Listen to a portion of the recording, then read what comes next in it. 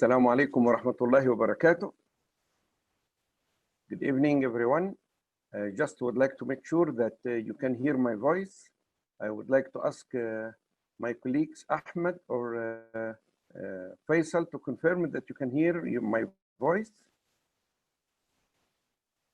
Yes, doctor. Okay, great. Hello, everybody. I would like, on behalf of MILE, Madinah Institute for Leadership and Entrepreneurship and the Global Performance Management Academy, to welcome you tonight to this interesting webinar, which we all have been looking forward for. The title of the webinar, Benefits of Foresight in Strategic Planning. How can we prepare for our futures? Today we live in the life of Corona, and we know that nobody can ever imagine that we will go through what we are going through today. I am your host, Dr. Muhammad Mustafa Mahmoud. They call me for short Dr. 3M. And I've been teaching and giving consulting in strategic planning for about 40 plus years. And please let me confess that one of the most challenging part in strategic analysis and the planning always is the part that has to do with how can we predict our future. As you all know, we live in the life of VUCA. VUCA, as you know, stands for complexity, volatility, ambiguity, and uncertainty. And it's very difficult to manage and plan, not for 5 or 10 years, even for the short term, for 1 or 2 years, in such conditions of the VUCA that we live through. And we all know that we used to use the PISTEL, techniques for strategic analysis, where we need to predict the political, the economical, the social, the technological, and the legal, and the environmental factors. And it's very difficult to keep track of all the global trends that can potentially affect our business. How can we identify all the global trends that can affect our business? How can we take it into consideration? How can we keep even updating this information, because they are always changing? It's a very challenging task. And I was so, happy when I came, when I was introduced to Futures platform from Finland.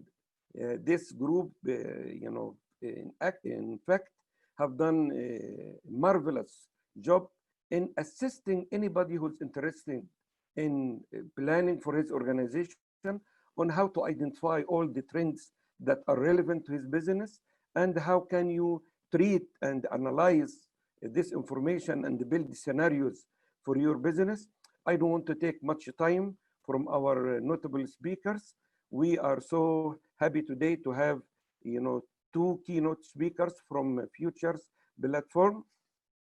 Let me briefly introduce them.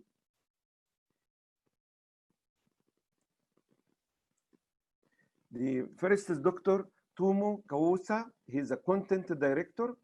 And Tumo, he leads the Foresight content delivery team at Futures platform. He is a futurist specializing in strategic foresight, future research methodology, and anticipating societal transformation. He is author of the book, The Evolution of Strategic Foresight. Tumo has extensive experience of customer needs with regard to strategic foresight, having worked in Finland and Singapore, advising organizations in future-focused planning process. As you can see, he has, this is his publication. Also joining him is Mr. Saku Kusikini. I hope I pronounce his name right. He's a project methods and facilitation. Saku has 15 years of experience in foresight work, project management, consultancy, facilitation, training and coaching with various organizations. Also, he's a keynote speaker. Of these 15 years, there is 5+ years related to directly to working with public sector clients. He has designed and implemented a significant number of medium-sized and large public programs and projects within the public sector, as well as facilitating over 1,000 workshops and conducted several hundreds clients projects.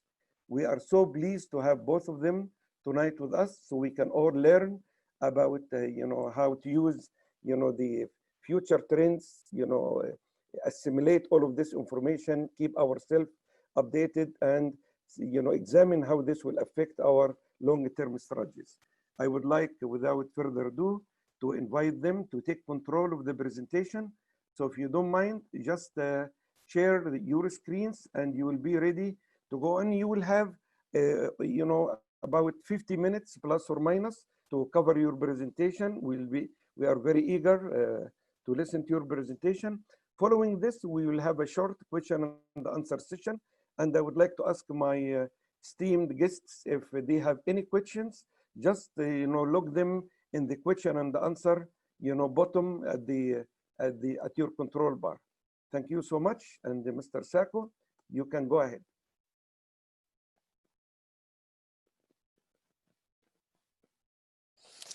Thank you very much, and salam alaikum from my side. Good evening, greetings from Finland, and thank you very much for inviting us here. And I believe Dr. Tuomo Kuosa will start the presentation very shortly. So Dr. Tuomo Kuosa, I will give the floor to you, please, and if you can share the presentation on the screen for us. Welcome everyone to the presentation regarding the how to prepare the future or being prepared for the future changes and the benefits of foresight in strategic planning. We are coming from Futures Platform, which is a Finland-based company which is focusing on strategic foresight. We have an expert team who have background in future studies and in market intelligence. And we have about 20 experts working in the company, and 100 customers around the world, more than 10,000 users in the platform altogether. And our customers are coming from public organizations, like large public organizations, and also large corporations. So we are providing futures knowledge for various types of planning and strategic work and ideation work in different types of organizations. About my background, I'm a doctor from the School of Economics. I have about 15 years back. I've been working 15 years in foresight in the past, and I have written 4 books related to strategic foresight and several dozens of research papers. But let's go to the presentation. So why the value of foresight is increasing as we speak? And Dr. Mohammed referred to the VUCA already in his addressing words.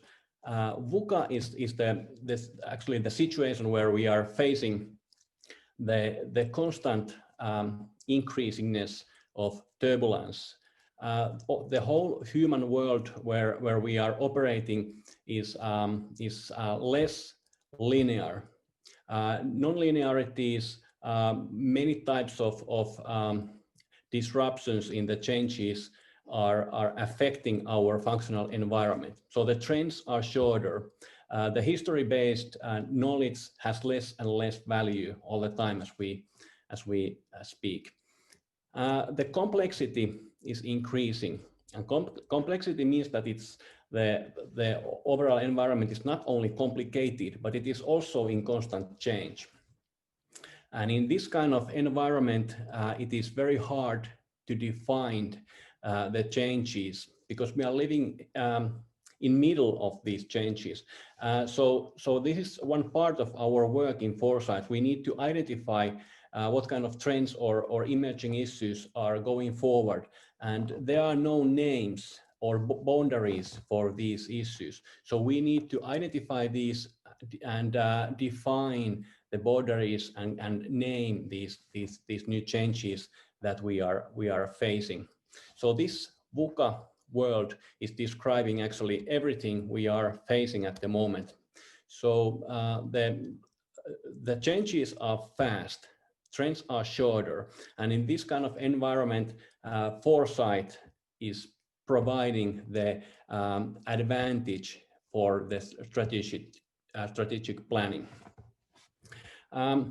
In the foresight world, we have a few main concepts that are used when we attempt to identify the changes in the functional environment. On the left side, we have methods and concepts that are related to the study methods, where the most objective methods are on top of the list. The megatrends and trends.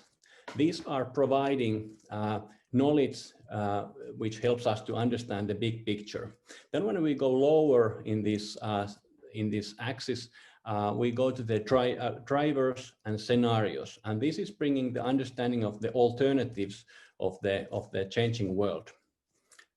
After that, we have the interpretations of the discontinuities and weak signals, which we are able to identify from this functional environment.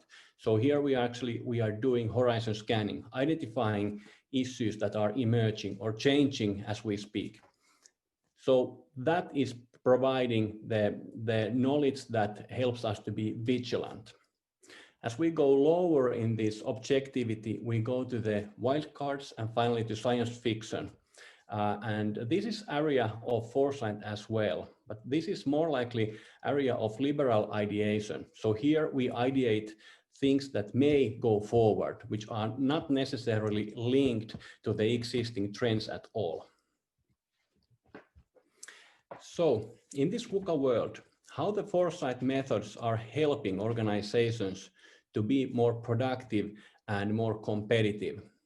The traditional business development approach is on the top with the green color. So traditionally, organizations are following certain steps. They are like sort of mandatory steps that you go forward in order to obtain the vision that you have made. And all the competitors are actually following pretty much similar ideas. So the steps are quite same within all competitors in the industry. So you may take a little bit different path, but the steps are followed one by one. In foresight and visioning driven business development, the approach is a little bit different. It begins with horizon scanning, where we identify the trends, drivers, emerging issues, weak signals, and we attempt to identify things that are not necessarily visible yet, but there are some signs of this change. That is like the starting point, but it is not enough for foresight. Alongside with all the knowledge that we are able to gather, we need to identify also the uncertainties. So what kind of things we are not able to know in this development that we face? There are ways how the new trends or emerging issues may turn out to be, and there are very big uncertainties related to these many issues. We also do the impact assessments. The opportunities and threats are very important aspects of all key elements that we are able to identify in the horizon scanning.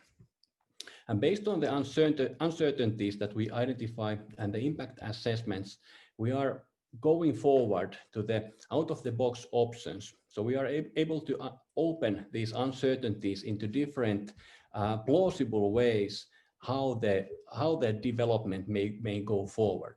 And based on the impact assessment, the opportunities and threats assessment, we are able to identify one of these different like scenarios, and like as an way that we want to go forward. There are many plausible ways, but one of these is something that we really want to focus. And once we have selected this one scenario as a core of the strategic planning, we can go to the actually to the more tangible scenario work, identifying the steps for achieving the goals. So we can step the goal, for example, for year 2030, and we identify the necessary steps regarding different approaches, how we can actually go forward and achieve the goal. Starting from the future and starting to go towards the present day. And we can also identify some indicators. So we are able to make it as an indicator system that if we identify things that need to happen before something else can happen. And after that, it is possible that the third step is actually formalizing. So once we see the first step taking place, we know that we are at certain point in this matrix. And finally, we are able to go to the bold vision and identifying the steps for bypassing the obvious incremental developments. So we are able to, with the foresight work and bold visioning, we are able to skip many steps that would seem to be obvious otherwise in the strategic planning. The exponential nature of the global change is presented in this next figure. So this is actually showing how the strategic planning usually takes place. The time 0 on the left side is the present time, and then we look forward. There is time 1 after 1 year, time 2, time 3, and quite often in strategic planning, organizations are able to identify the key trends for the next 3 years, for example. These green dots. Yes. May I just ask you kindly to use your pointer if you can, so people would like to know where you are exactly. There, if you can use the laser pointer or something, or this pointer will be enough.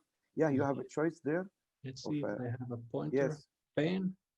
Do I have a pen? No. Just go back again. There is another choice.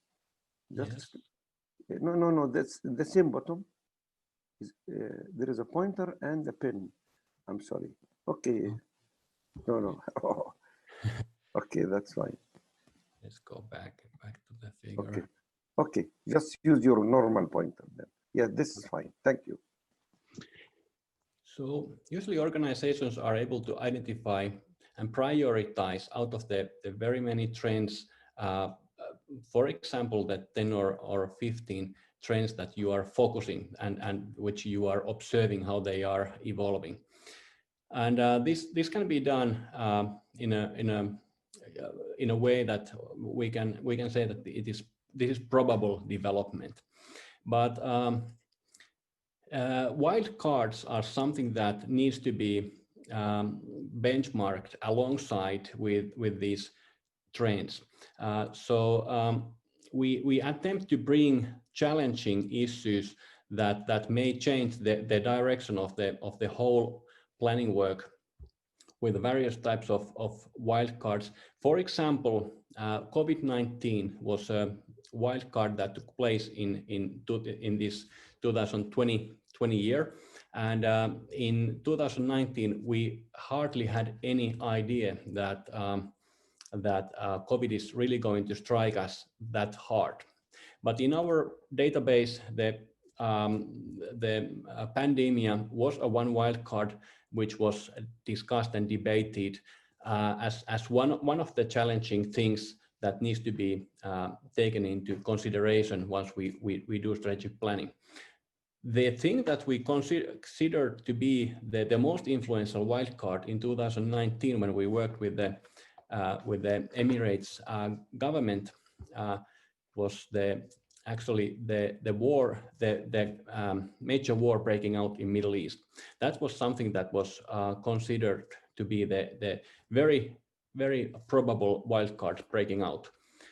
But actually Iran and US withdrew from the conflict, and that never broke out. But instead of that, we got the COVID-19. So there are usually a few wildcards that are breaking out almost every year there are some wildcards which are changing basically everything. So any plausible or probable changes that we are able to identify, the wildcards that go forward are affecting and actually changing the whole setup. So wildcards needs to be taken into consideration.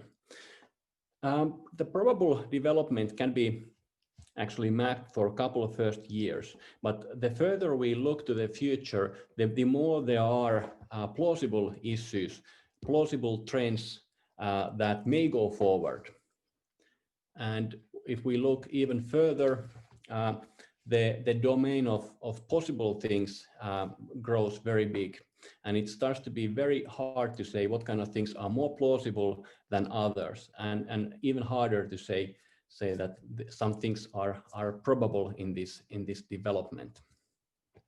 The Foresight tool, the trend radar, is helping to get an overview of all of these thousands of emerging issues, trends, wildcards regarding any theme that you want to select. So basically, we make a combination of trends, emerging issues into a radar format where it's visualized into very usable form, and these different types of pieces of knowledge into short-term, mid-term, long-term time ranges. And that helps to start prioritizing the issues that you need to focus and what kind of things are challenging the development, and what kind of things are weakening. And so this radar bases on this very large combination of Foresight knowledge. I will let Saku to continue from here. Okay, thank you, Tomo. If you stop sharing the screen, I can share the screen from my side, actually. Yes. Please.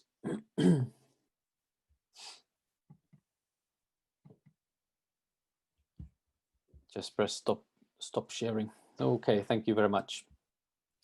Yeah, well, thank you, Tomo, for the theory part. Can you see my screen now, actually? Yes. Very good. Yes, we can see. I will put it on full screen, so it'll be easier to look. Next, I'll be going through some fundamental elements of kind of building a key kind of strategic foresight program, and I'm going to cover through these key success factors we have developed, and like Tomo was explaining in the theory part, and then also Dr. Mohammed in his opening speech about the VUCA environment. We have definitely found out in Futures platform, when working with different government organizations, that this continuous foresight as a practice and a methodology acts as a very efficient way of tackling the VUCA world and actually surviving in the VUCA world.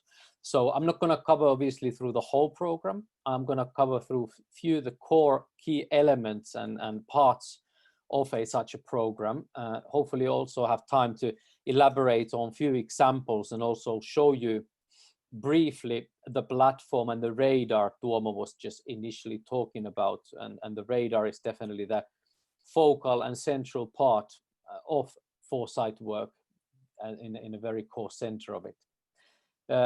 But first of all, I mean, when we go into the kind of the key elements and elements of key application areas foresight, it's good to understand what the foresight as a process and the program functionality is made of. So as Tuomo in his speech talked about the horizon scanning and trend analysis, that's definitely a key element of foresight, and that is often done actually in organizations. However, this is often hidden, and it's not often systematic either. Very often this is done by a very small team or individuals in an organization, and it's almost like hidden, if you like. It's not made aware, and it's not brought onto the decision-making table always. Obviously, then you have the other side where you do deep dives, different types of future studies. You might have a city planning project. You might have a healthcare development project. Different types of case studies or projects you are taking, where you need to understand the future. You need to understand your investment further down the line. So foresight actually is a great way of and you can apply foresight in very different areas within these two main elements. And definitely the kind of the key application areas, the first one definitely is input for strategy. As we have worked with different government executive offices, actually within your respected region, as well as globally elsewhere in Finland, this input for strategy is definitely one place where foresight acts as its best. Innovation is another one. But what we see less is then this investment proofing or risk identification or regulation and policy making. All these are actually equally as important, and often, unfortunately, the foresight is only applied in a very small part of maybe one of these application areas. You can also, by the way, use foresight as a great element for PR and stakeholder relations. So foresight by nature acts in a very good way of promoting thought leadership, showing that you're a leader, showing that you want to take charge of your future and build for the future. Going down the line, when you are developing the world-class foresight programs, as we call it, it is very important to kind of start understanding and to build the orientation. So how do we actually scope the foresight? Is it, like I said, a particular small project, or is it a holistic, a bigger kind of program we are looking at and want to develop? What is our horizon? Do we look at 10, 15, 100 years? What is the horizon we are looking at? So they're definitely very different and important elements needed to take into heed. Then also, obviously, as a next step, you immediately need to start designing and implementing this process. An important part as well are definitely to design and produce the deliverables. So in order to program to be effective and efficient, there needs to be intermediate and end products, intermediate deliverables and end deliverables in this project. So it's not just that we aim for something that's a long way along the line. We rather need different types of deliverables along the way that kind of build our path towards the future. A very, very focal central part is applying foresight tools and methodologies. There are several. Dr. Tuomo Kuosa in his speech mentioned a few. There's scenario building, there's impact analysis. There's definitely different types of tools you can actually utilize and methodologies. And this is something, obviously, as part of the program, be very important to develop these tools, make localized tools, and also to develop the capability of using these tools. And then obviously managing the resources. You need to name resources for your foresight. So it's not just enough that you plan a good program, you plan a good project. You definitely need to designate and assign resources to it, whether it's monetary resources, but moreover, what it is human resources, knowledge and know-how in doing this. Taco, please, Yes. if you can just use your pointer, please. Yeah, all right, yeah, sorry. I think you have a laser pointer. I think I might have here something. Let's have a look. Laser color. Let's choose red. Let's have a look what happens. Just a second. Sorry, I'll take the laser pointer. Yeah, sorry about that. Thank you for that comment. Very good. So basically, when looking at looking at building a foresight program, it's absolutely important to understand the maturity of your organization. And we have created 4 levels. Obviously, there in practice, there's probably far more levels. But to be honest, it's very important to understand where your organization, where the different people within your organizations are actually in terms of foresight and foresight capability. But basically, we can see these kind of 4 major steps when building this foresight as a program. And it all starts with an awakening, kind of understanding that this is important. Foresight is important. And obviously, there is definitely different levels on that as well. Then often when an organization realizes and understands the importance, they start researching. So they start getting elementary ideas and understanding of foresight, practices, methodologies, and so on. And this is kind of the emergence of the program, then coming to the expansion stage. And then we can talk about the advanced foresight, when it actually becomes a whole kind of systematic way of doing expanded process and program across the organization, or even across different organizations. And only then it can actually come into built-in, becoming a culture. And this is actually very, very important to understand, and also to understand the different elements that you are needed and required in order to advance through these different levels.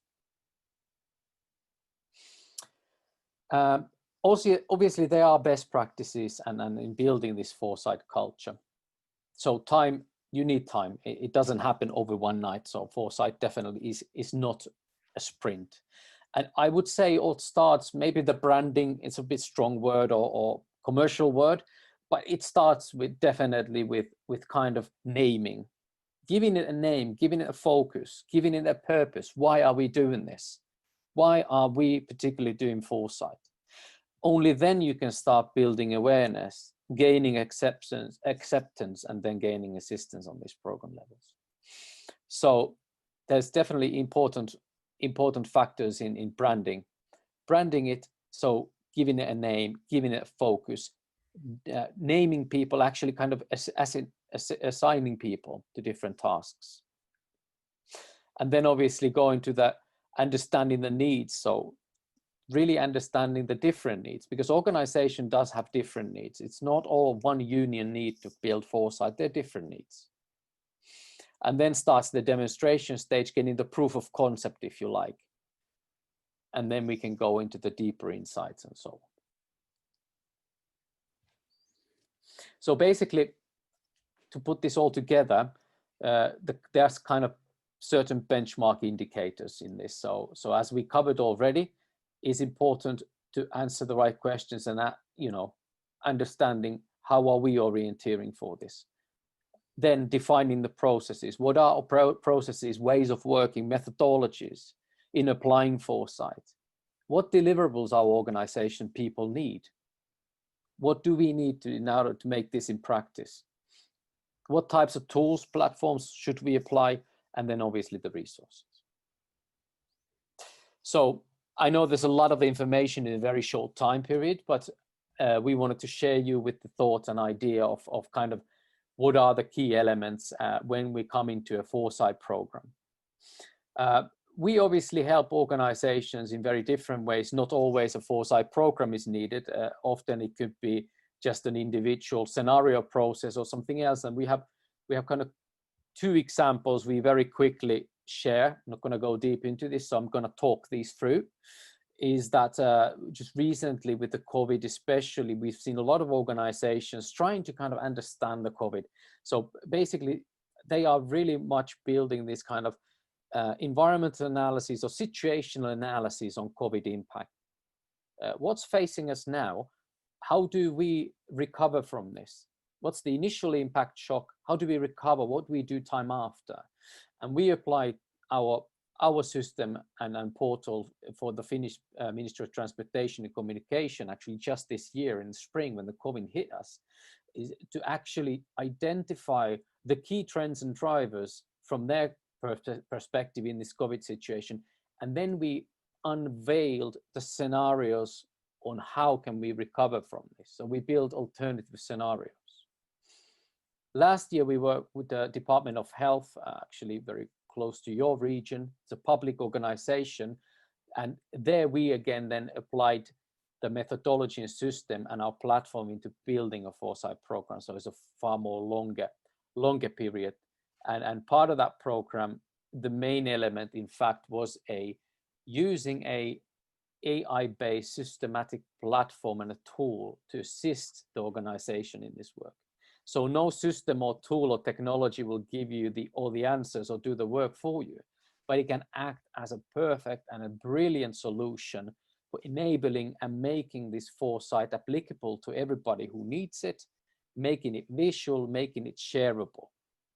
So if you bear with me a second, I will in fact show you one element of the Futures platform foresight solution, which you can see in front of you. So I will go very briefly through this. I know we are pressed for time.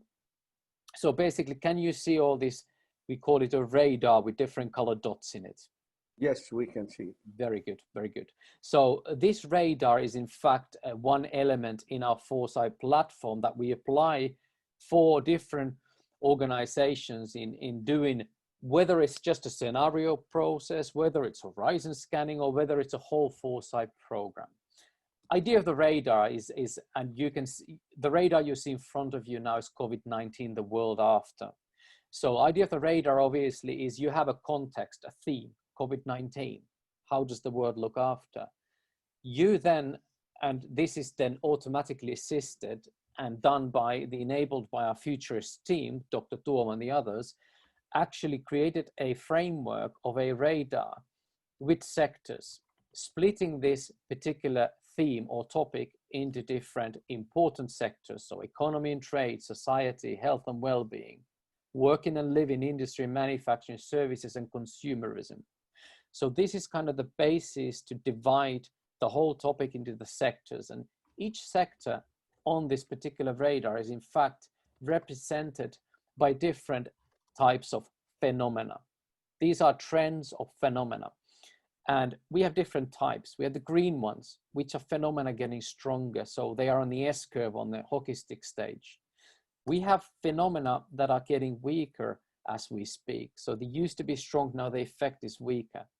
And then we have the wildcards that Dr. Tuomo Kuosa was talking about, and obviously weak signals. And all this information on the radar is displayed by these dots. They are interlinked to the respectable sector, and you can open up each topic and actually research it in a very short time. So we have actually given the topic on top of the time range and the type, we have given it a very brief, understandable mini analysis. What does this particular phenomena mean in the global context in terms of COVID? In the in the first ring, if you like, you have the initial shock enablers. So these are the drivers that are facing us in the initial shock. We see the rise of third sector services. We see the big rise in data consumption. Cybersecurity is becoming an issue because we all working remotely. Telepresence, we need to apply different skills. Same time, we are facing a danger of healthcare collapse as we're trying to, deal with this crisis. We have severe mental health issues.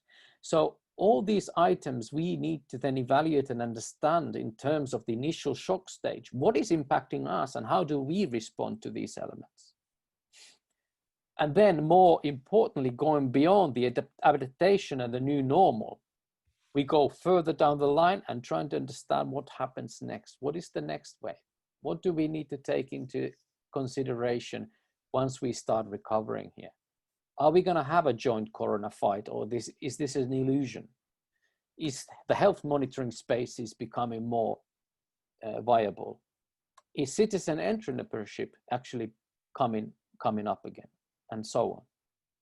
So there you can see that by creating such a visual radar in one vision, obviously having a lot of different elements enables an organization to start actually collaborating and understanding and building a list of the most important trends and phenomena that you need to react on, and then building insight and understanding on how should we react to this.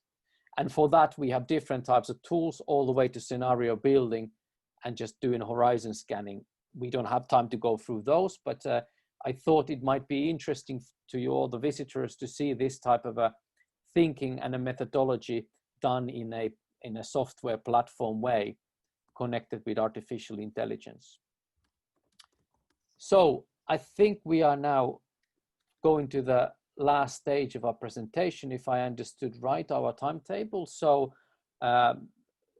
please, Dr. Mohammed and others, taking control, and we are obviously very open for questions. We understand there's been a lot of information now given. So thank you very much. You are very welcome, and thank you for the demonstration at the end. We have, you know, I personally never imagined that one day I will be able to, you know, to identify future trends and put them in a manageable way, the way you have described them using the radar. This is very impressive.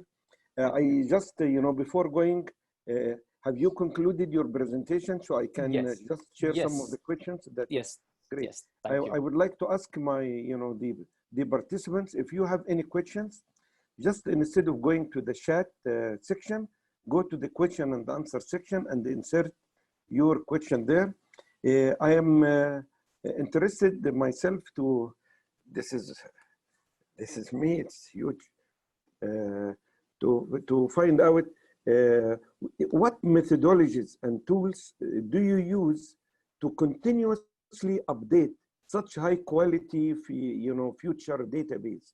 It's a huge task to scan the whole globe and find out all of the trends in the different domains. How you do that? Absolutely. Thank you very much for that question. And I can answer first, and please Tuomo then elaborate on it. So basically we do two things. We apply different forms of technology. So we apply what we call a kind of a crawler engine, which is a piece of software algorithm that crawls the net for millions of web pages and provides an information. But the main thing on that is using and applying the intelligence of future studies and foresight in managing this type of a platform. And then on top of that, we have also created a semantic search element, which helps us in this work. But Tuomo, if you could please elaborate on the side of the humans that do this work. So we have created the AI human loop, if you like, but Tuomo, please. Yeah, and basically we are using S-curve analysis to identify the timing of the trends. We attempt to identify the early stage changes, the mid change when the change is actually accelerating, and the final phase when the trend is actually starting to weaken or decrease. And we attempt to identify this from the trend sources, or we are using the AI bot based searches to identify like written format articles which are discussing the themes, what kind of topics are actually becoming more common in the internet domain, and what kind of searches are actually more common than they used to be. So some topics are actually gaining hype, and we are attempting to identify the hype and separating it actually from the actual trend. And that is very important to identify what kind of things are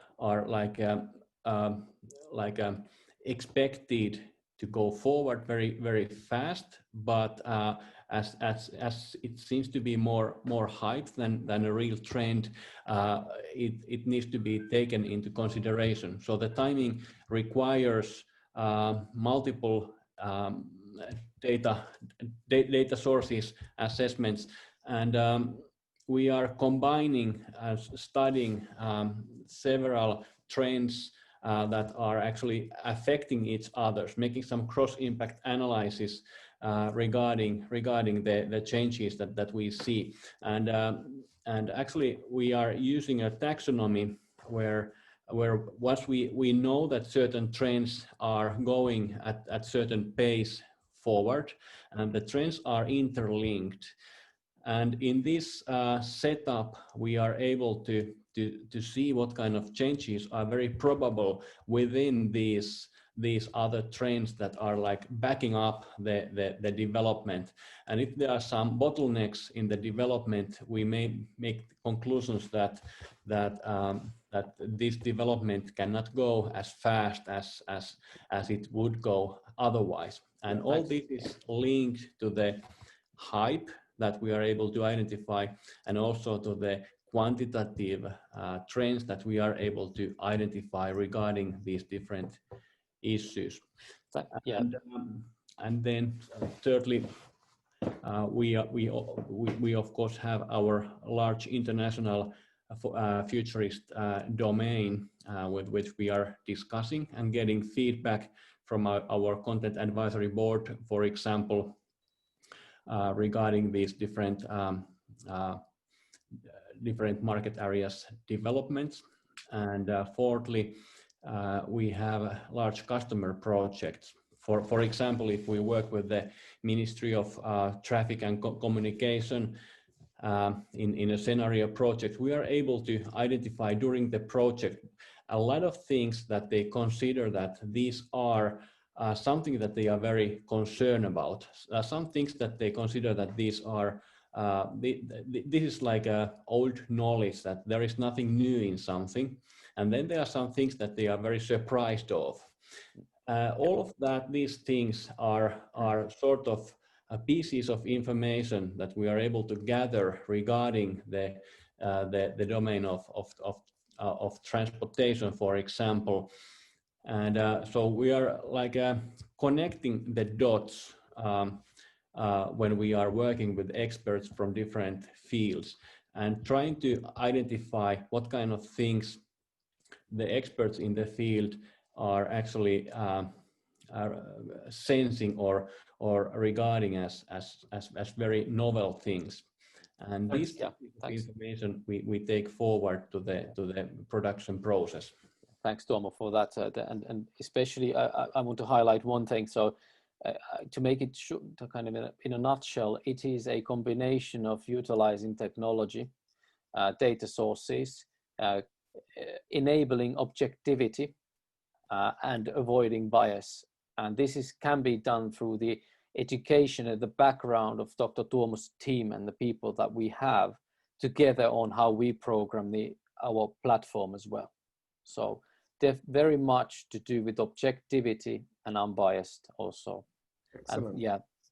Okay, thank you so much. It's very clear. And I was so impressed by all the technology you are using, and your advisory board seems very comprehensive. And now, at the end of this presentation, when the participants log out, they will receive a short survey where we ask them about to what extent they are interested or doing some work already with Foresight. But here we have a question from Mr. Mansour, who directly asked you whether there is a methodology to measure the Foresight maturity level of the organization. Yes, thank you very much, Mansour, for your question. Absolutely brilliant question. Yes, there are actually several ways. We have developed our own. It is in fact a kind of a questionnaire, a Delphi kind of a questionnaire type of an approach where we can do and evaluate the maturity level. But there are actually different global ways of doing this and methodologies. And obviously Dr. Tuomo can elaborate on some of them as well. But yes, we have developed our own.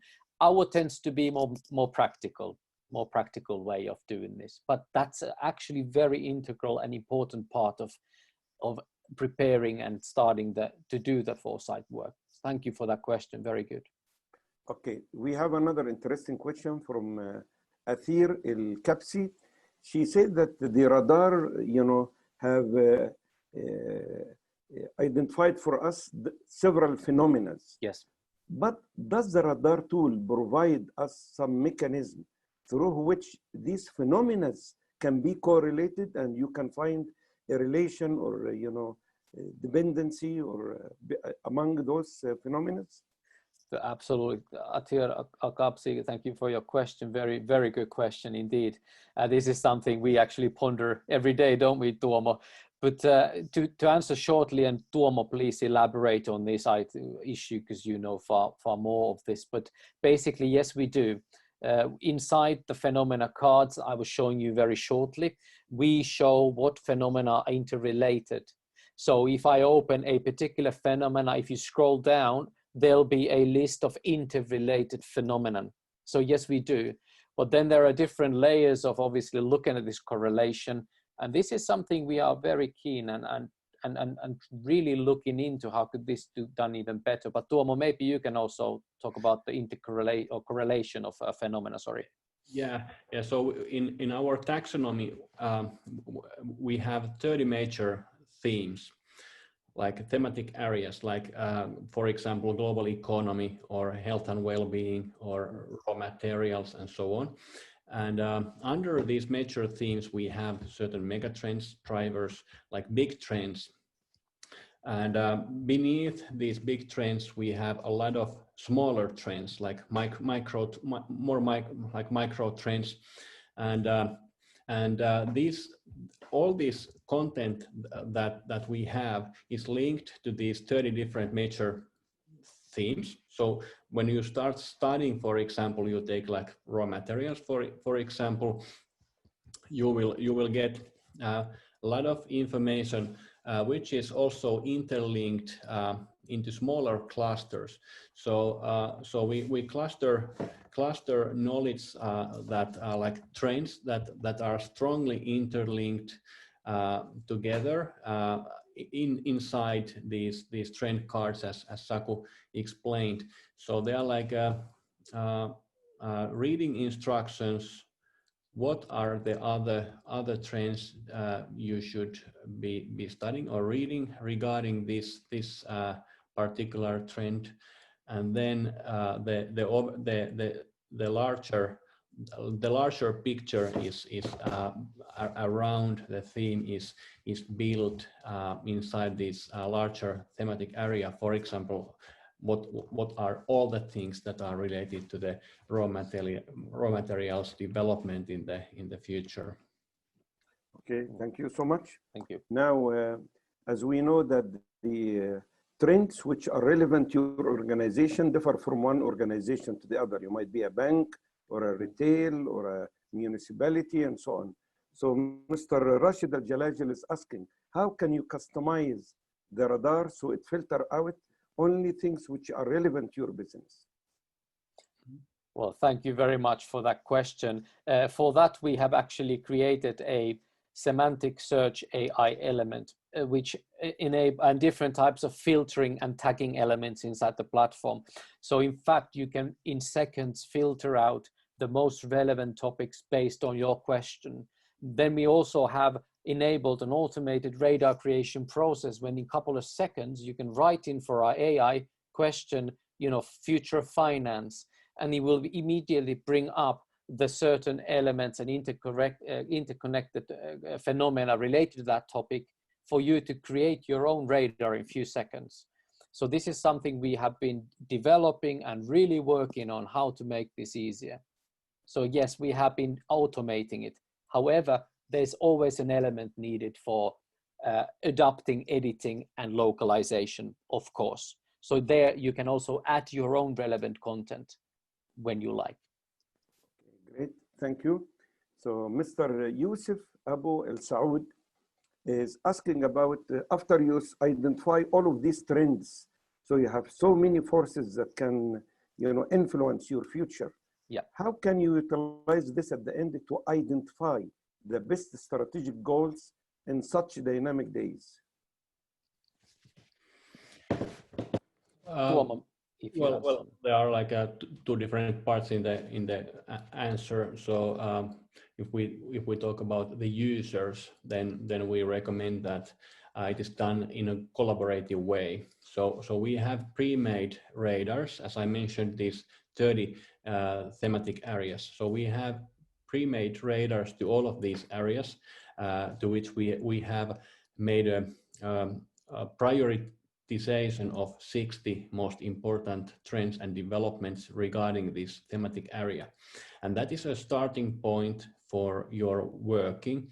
So we suggest that you start a collaboration project or take the collaboration tools into use, and you invite more users to make the voting, rating, prioritizing, and based on the voting, you are able to get like a short list. For example, 15 most important trends, strategic trends that you together consider that these should be taken to the strategic planning. And once you have the short list of, for example, 15 prioritized trends, you can go to the assessment part, where you can have like two axes.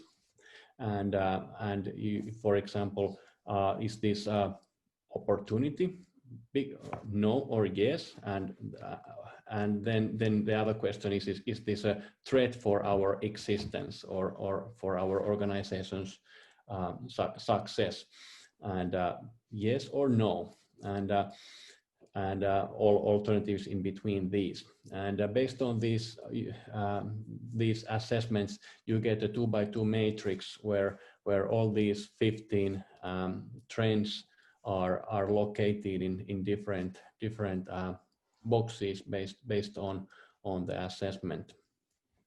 It's like a rapid Delphi or mini Delphi that you can actually overtake in order to actually utilize in your strategy work, or actually use basis for scenario building. We've done several scenarios by using this 2x2 matrix coupled with futures table and backcasting, and it's actually very quick and lean way to create alternative scenarios. Okay, thank you.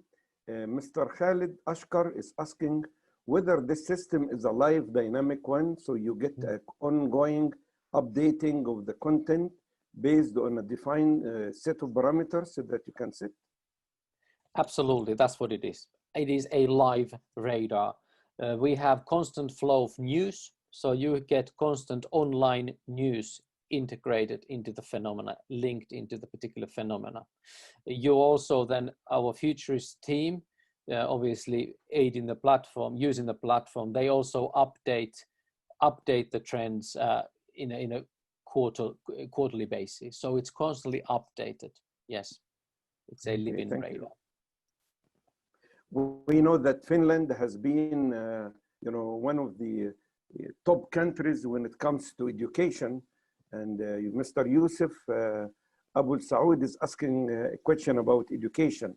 So he's asking, in your research, can you suggest or identify best strategies or schools for future foresight in higher education?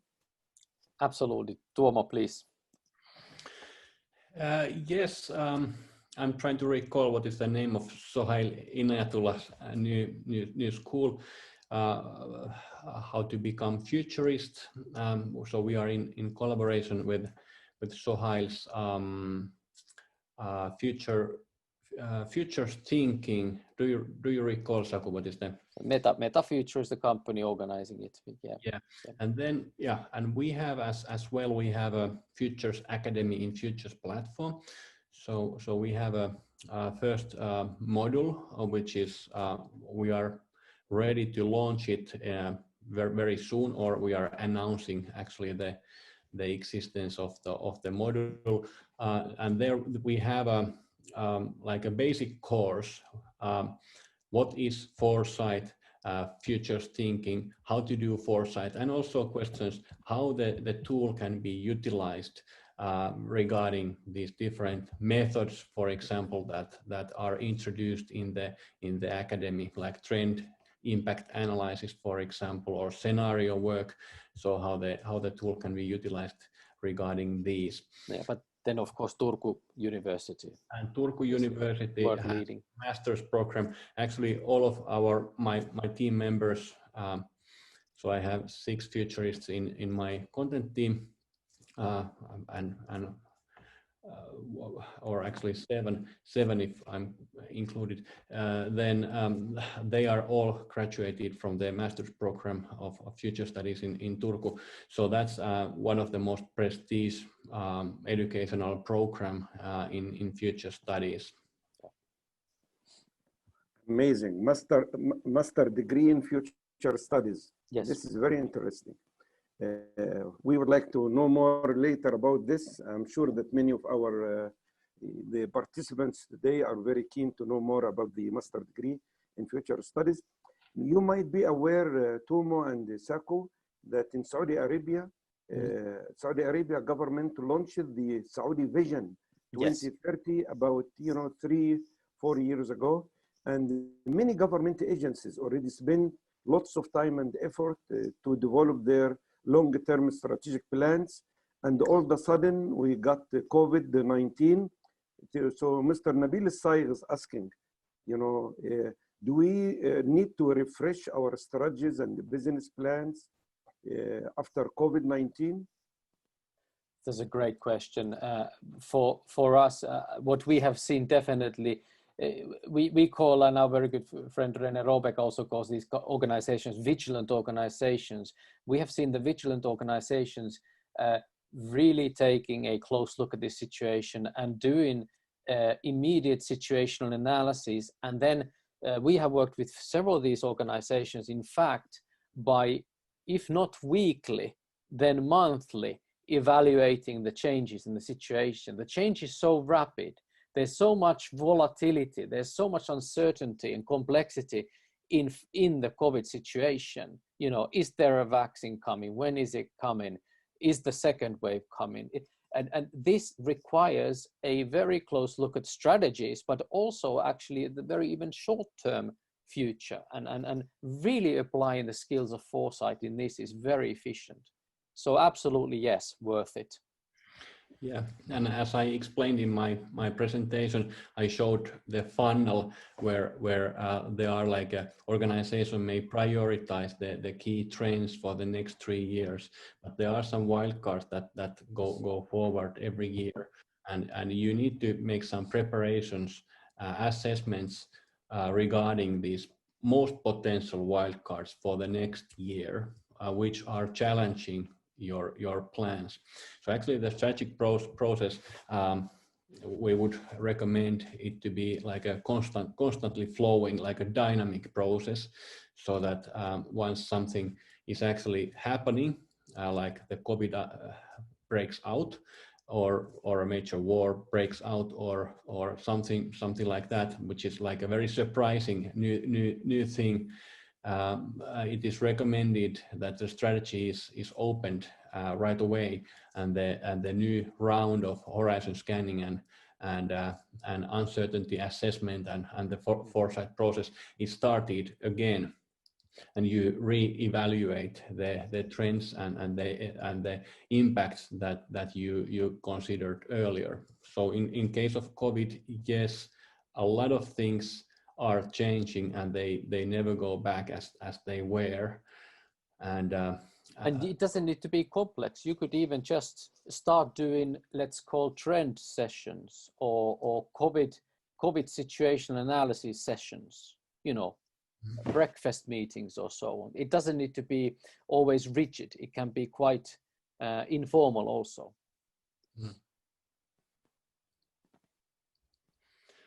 Yes. Okay.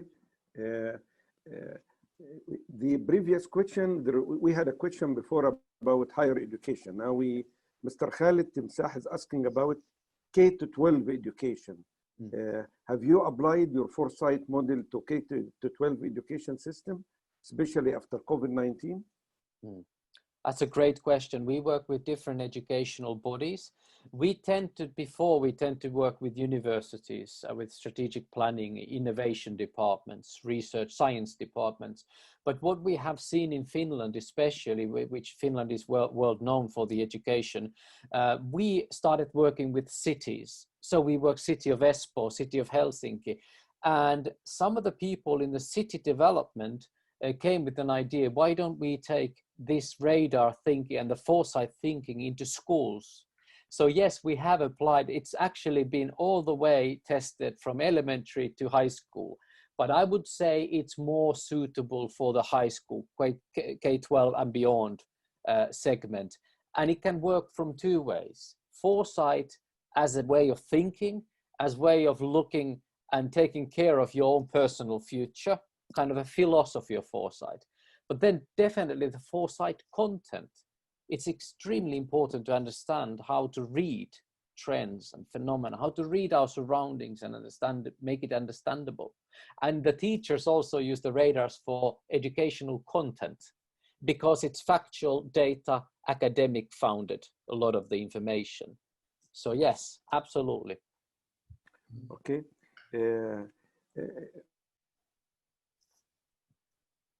Of projects that future platforms undertook in our region?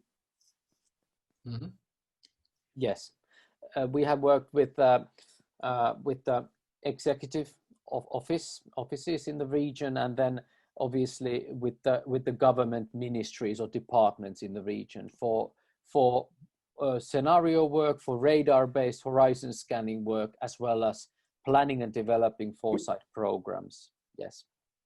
Mm. Are asking about the PowerPoint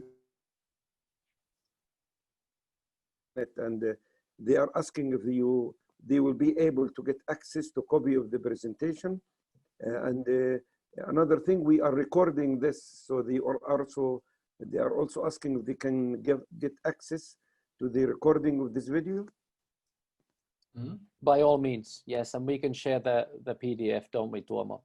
Yes, we can, of course. Of course, absolutely. Okay. Happy to do Other that. people are asking about where can we go from here. Today we have a webinar. We got oriented to such an amazing platform which has lots of research that takes place behind it. So if there are more people interested in to explore further how they can implement some of these concepts in their organization, what kind of support can future platforms provide in this regard? Thank you. Great question. Very, very happy to answer that. Absolutely, yes, we are interested. We can then obviously think of different ways on how to engage this, either if you want to come together to discuss this, or individually, we are happy to help. But yes, we can provide on top of the technological solution, what you just saw a glimpse of, you saw a very short part of it. We can provide the technological platform and solution, but on top of that, we can apply advice, advice, training, and also consultation on developing such a program. So we can cover this all, and we are very happy to do so, and would be very honored to do so in your region. Yeah, like okay, I'm sorry, go ahead. yeah, I was just mentioning that one of the ministries in Emirates, for example, we were building the Foresight program, or helping to build it. So there are examples in the region as well of that kind of help. Now, do you have any videos or demos that people can use for a short time Yes. for the radar? How can people try it or pilot it? Perfect. Best place, please go to www.futuresplatform.com, and from there you can look at our solutions, or you can activate our trial. But we can send the links, or we can provide the links, so you can send them onwards, so it's not a problem. So you can test the platform for free for 15 days. You have free use, and on top you can read different white papers and case studies on our pages as well. So yes. Yeah, and we have video material as well. Video material. What about hub and it's basically when you enter and you actually register to the tool, you get access to the our launch page, and also to the hub, where we have the instructions and a lot of video material as well, how to use. And alongside with that, there is the Futures Academy, which we will launch very soon, and it will be open for the users. I'm sorry, I was disconnected for just a minute. No worries. So, can you hear me now? Yes. We can. Okay. Do you provide training, or do you have some people who feel more comfortable in Arabic language? If I understood, sorry, there was a bit of a cutoff, but if I understood correctly, you talked about the Arabic language training. We do have partners in the region that can speak Arabic, but however, our content and the main, whether it's training or consultation, at the moment it's done in English, and obviously the content on the platform is English. But we do have people as partners in the region who are local, obviously.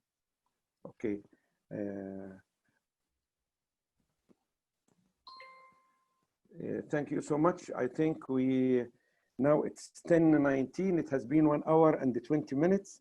Thanks. Very intensive knowledge, very loaded presentation. It's all new to us, by the way. I've been in this field for so many years.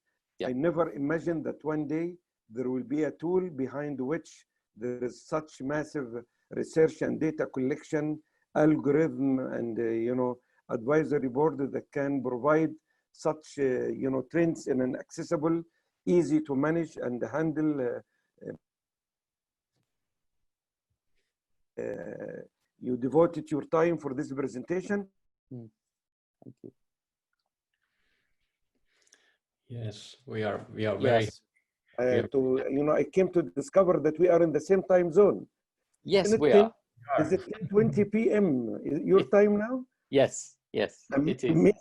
I thought at least there is 5 hours time difference because we usually use UK, the Greenwich Mean Time, and Yeah.